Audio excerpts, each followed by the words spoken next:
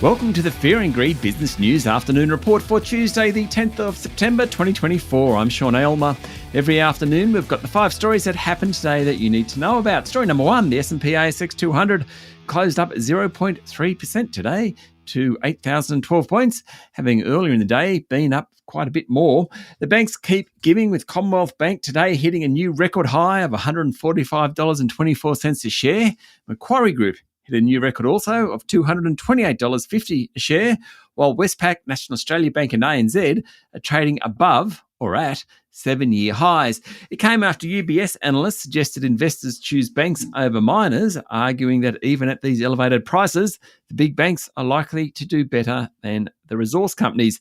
Also affecting the banks, the regulator, the Australian Prudential Regulation Authority, today announced plans to phase out bank hybrid securities and force the financial companies to replace them with cheaper and more reliable forms of capital. Away from the banks, energy and telcos did best today, while materials companies performed worst. Taking a look at the non-bank large caps, WiseTech Global and QBE led the way. Fortescue Metals was the main laggard. Story number 2, the Aussie dollar isn't having much fun at the moment.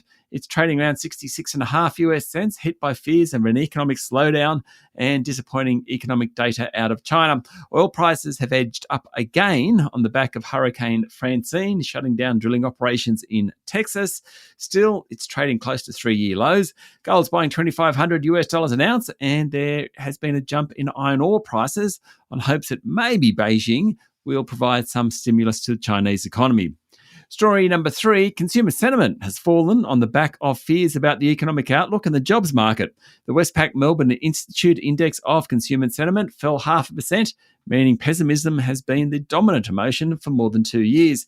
Westpac senior economist Matthew Hassan says that there's little sign of the glumness lifting.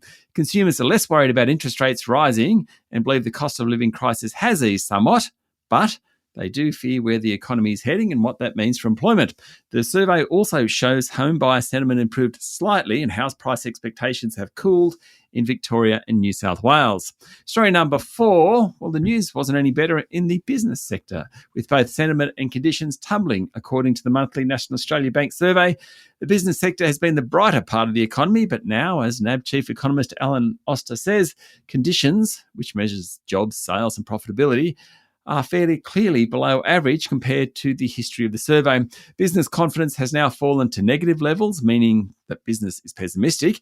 There's also been a strong drop in the employment gauge, suggesting the post-COVID boom period for the labour market is over. Story number 5, Federal Treasurer Jim Chalmers will consider negotiating with the Greens to push through changes to the Reserve Bank after the coalition rejected reforms around the proposed new interest rate setting board.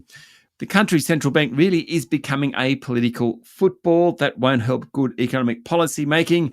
Today, the Shadow Treasurer Angus Taylor said the coalition will oppose plans to split the 9-person RBA board into separate committees for interest rate setting and for governance unless the 6 current external RBA board members make it onto the 9-member interest rate setting board. The splitting of the board proposal came from an independent review of the bank last year, and Mr. Taylor said the way it's planned, it opens the way for the interest rate setting board to be politicised. Actually, he said, and I quote, it would leave open the option for a stitch-up of the Reserve Bank board.